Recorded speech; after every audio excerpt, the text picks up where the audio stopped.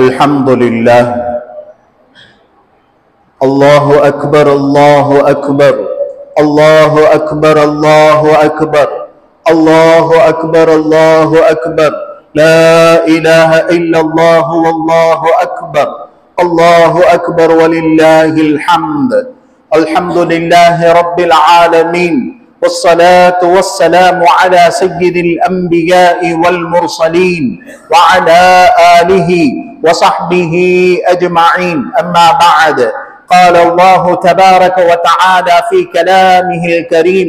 الله أكبر الله أكبر الله أكبر الله أكبر لا إله إلا الله والله أكبر الله أكبر ولله الحمد وإذ ابتلى إبراهيم ربه بكلمات فأتمهن قال إني جاعلك للناس إماما قال ومن ذريتي قال لا ينال عهد الظالمين الله أكبر الله أكبر الله أكبر الله أكبر لا إله إلا الله والله أكبر الله أكبر ولله الحمد وقال رسول الله صلى الله عليه وسلم صيام يوم العرفة أحتسب على الله يكفر سنتين الله أكبر الله أكبر لا إله إلا الله والله أكبر الله أكبر ولله الحمد وقال رسول الله صلى الله عليه وسلم أيضا صوموا تصوموا ويكفر سنتين الله أكبر الله أكبر لا إله إلا الله والله أكبر الله أكبر ولله الحمد وقال رسول الله وقال الله تبارك وتعالى في كلامه الكريم قال إبراهيم عليه الصلاة والسلام لابنه إسماعيل إني أرى في المنام أني أذبحك فانظر ماذا ترى وقال إسماعيل عليه الصلاة والسلام قال يا أبت افعل تؤمر ستجدني إن شاء الله من الصابرين الله أكبر الله أكبر لا إله إلا الله والله أكبر الله أكبر ولله الحمد أيها الإخوة في الله إن في هذه الآية وقد تمسك بهما الأمرين الأول الامتثال في أوامر الله واجتناب النواهي وقال أيضا في حديث آخر تربية الأولاد وقال إبراهيم عليه الصلاة والسلام ربى تربية كاملة لابنه إسماعيل كما في فعله فافعل ما تؤمر ستجدني إن شاء الله من الصابرين الله أكبر الله أكبر لا إله إلا الله والله أكبر الله أكبر ولله الحمد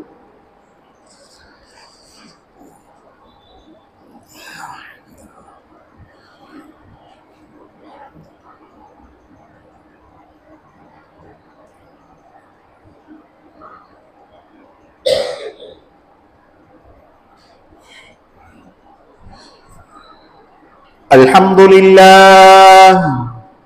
الله أكبر الله أكبر لا إله إلا الله والله أكبر الله أكبر ولله الحمد الحمد لله رب العالمين والصلاة والسلام على سيد الأنبياء والمرسلين وعلى آله وصحبه أجمعين أما بعد فأعوذ بالله من الشيطان الرجيم بفضل بسم الله الرحمن الرحيم الله أكبر الله أكبر لا إله إلا الله والله أكبر الله أكبر ولله الحمد إن الله وملائكته يصلون على النبي يا أيها الذين آمنوا صلوا عليه وسلموا تسليما اللهم صل على محمد عبدك ورسولك وصل على سيد الأنبياء والمرسلين والملائكة المقربين وعلى كل طاعتك أجمعين الله أكبر الله أكبر لا إله إلا الله والله أكبر الله أكبر ولله الحمد إن الله يأمر بالعدل والإحسان وإيتاء ذي القربى وينهى عن الفحشاء والمنكر ولذكر الله أكبر الله أكبر الله أكبر لا إله إلا الله والله أكبر الله أكبر ولله الحمد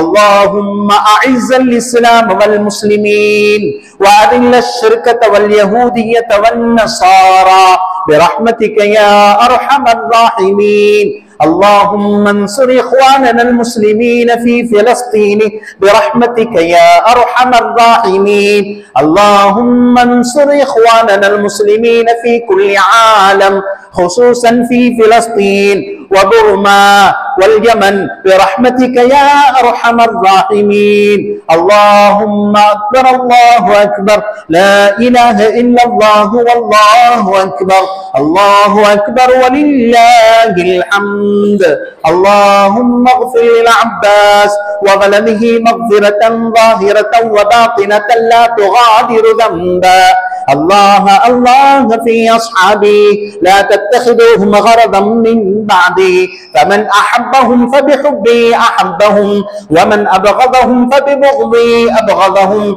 وخير القرون قرني ثم الذين يلونهم ثم الذين يلونهم عباد الله رحمكم الله الله أكبر الله أكبر الله أكبر الله أكبر لا إله إلا الله والله أكبر الله أكبر ولله الحمد إن الله يأمر بالعدل والإحسان وإيتاء ذي القربى وينهى عن الفحشاء والمنكر والبغي يعظكم لعلكم تذكرون اذكروا الله يذكركم وادعوه يستجب لكم ولذكر الله تعالى أولى وأعز وأجم وأتم الله أكبر الله أكبر لا إله إلا الله والله أكبر الله أكبر ولله الحمد